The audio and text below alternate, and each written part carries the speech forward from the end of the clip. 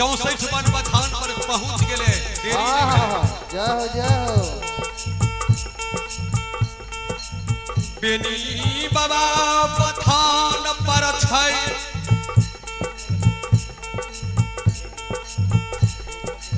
हे निरमोहिया के तेरी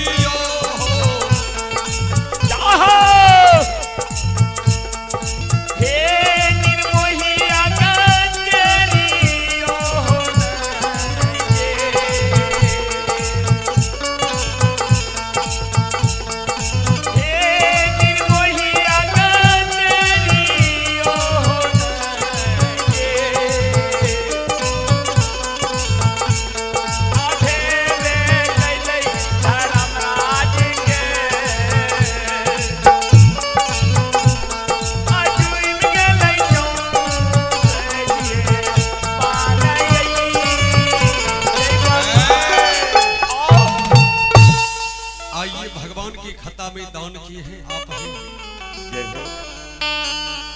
जग करता राजीव बाबू के मम्मी आए कतेक दिन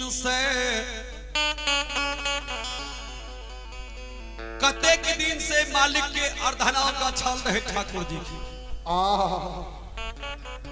लेकिन पूरा नहीं रहे थे कता से देते।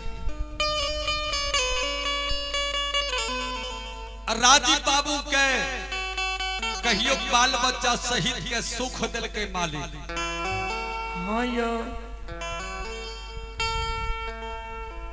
धर्मराज बाबा सुख दिल के समाम दिल के तब कमल के भगवाने सब नाच नचाबै छै सब नाच नचावत राम गोसाई नाचत है नर मरकट के नाई।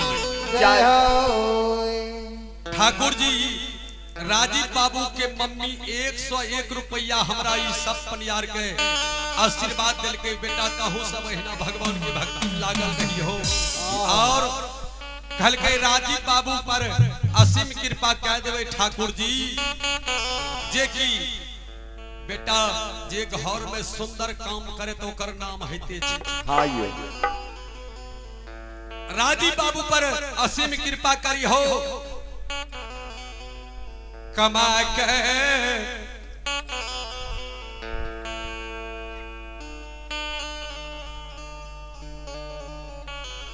जय हो।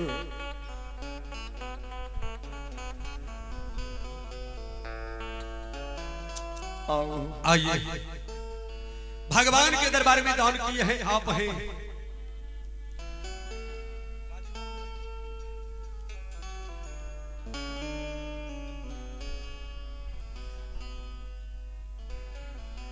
आइए भगवान के दरबार में दान किए हैं।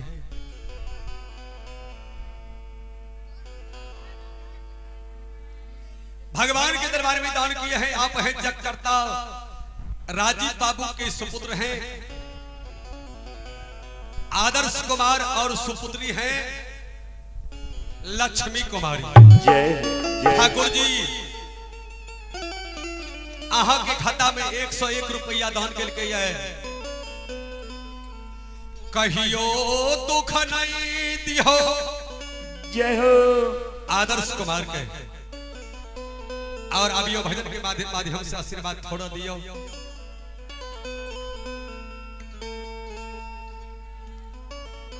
आइए हम लोग चलेंगे एक साथ मिलकर भगवान के दरबार में आशीर्वाद देंगे भजन के माध्यम से। जय पढ़िए लिखिए हो दुलारा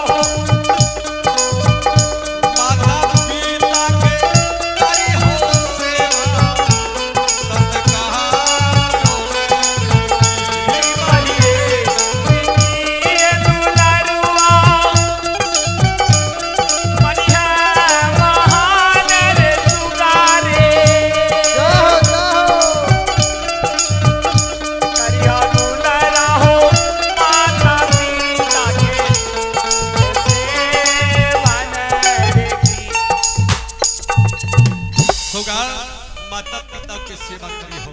जय आइए आप लोग सुन रहे हैं बेनी बाबा के प्रसंग जदुवंशी। हाँ यो बेनी बाबा के बथान पर आ बेनी बाबा के बथान पर गोसाई बाबा जी भी गेले ठाकुर जी। हाँ बेनी बाबा के पूछे छे फेरहा दलाल बन गेले डर से पहले जदुवंशी के डर से। जय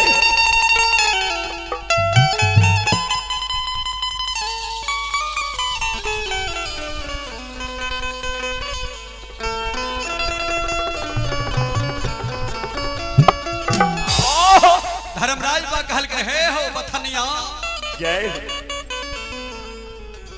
हे हो बथनिया बाबू बाबू गाय बाछा बछड़ू बेचे वाला छ ओकरा त देखनाय रहे केहन छै बेनी।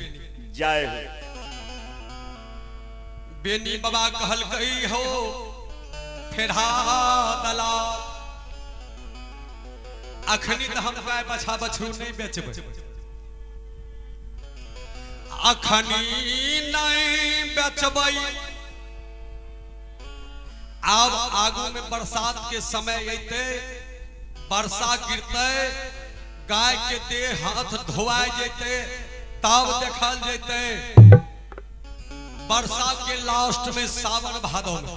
जय अखनी एकोटा नहीं बेचबै। जय हो बेनी बाबा से बात कहले भगवान क्या रहले फेरहा दलाल बनल छै कहल के अब तोरा दुआर पइलिए नरबे लाख छै दू चार गो बेच लेबो त की भ जेता।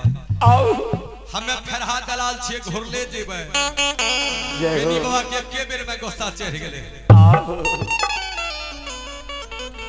अरे जाला दी रे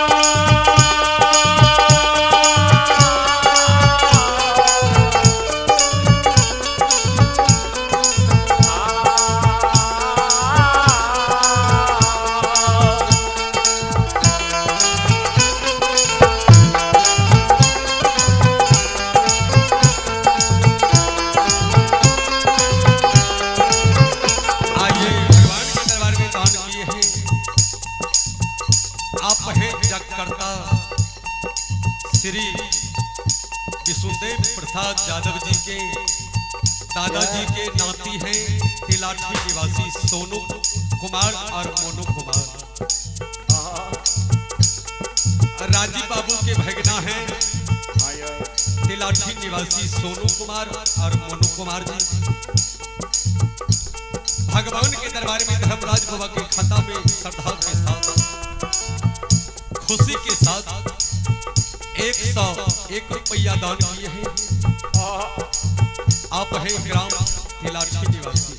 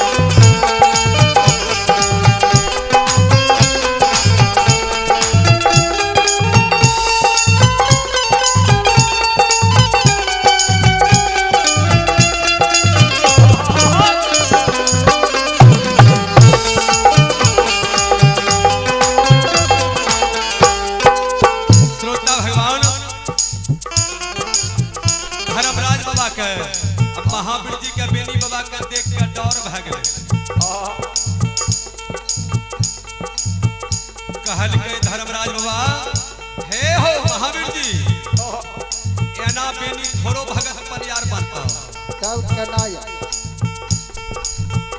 एक बेर बथान में गेल हो देखलो कते गरम भ गेले हां आप चला बेतिया गंगा घाट पर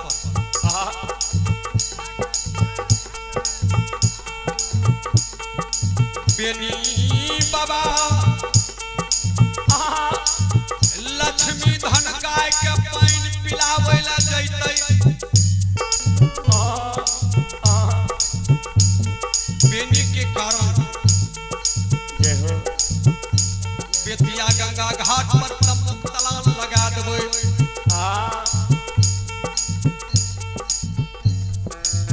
हे हो या ना हो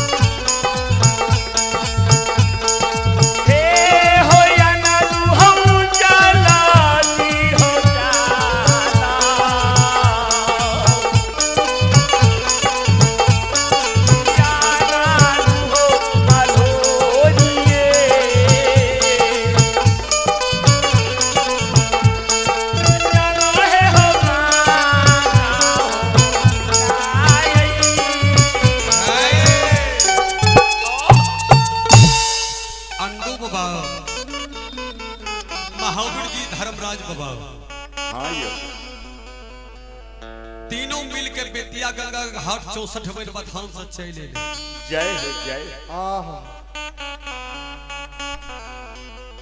बेतिया गंगा घाट पर धर्मराज बाबा माया विस्तार कल के जय हो भगवान के जाने छे माया कहे धूप कहे छाया जय हो बेतिया गंगा घाट पर जय हो गोसाई बाबा तमुक तलान लगा देलकै आओ जेना लागल छे हरका पिलका ललका जय हो अहिने टेंट लगा देलकै हाँ यो ओई में पलंग के निर्माण कर देलकै आओ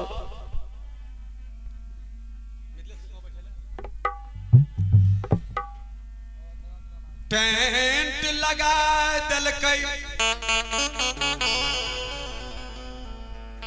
ओई में पलंग के निर्माण कर देलकै ठाकुर जी जय हो अब पलंग पर श्रीगंज जी तोसक तकिया जाजी भगवान निर्माण कर देलकै थोड़ा सा अंदू बाबा के कहल के हो अंदू अंधू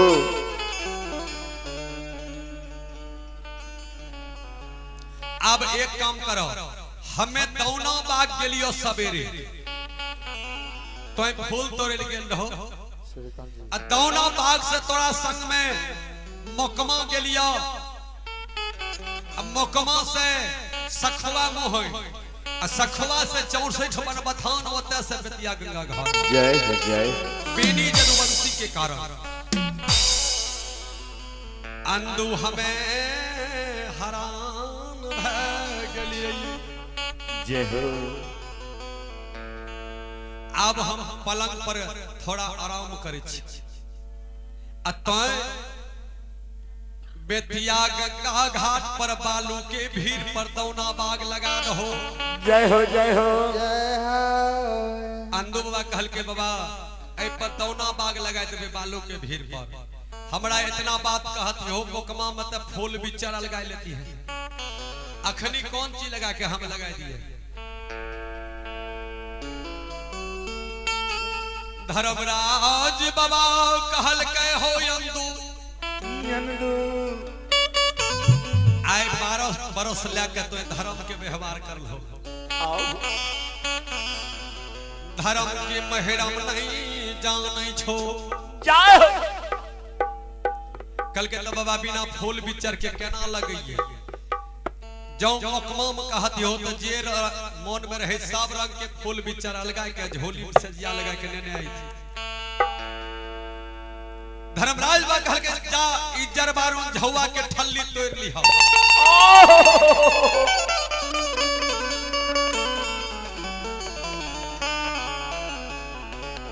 आहो धा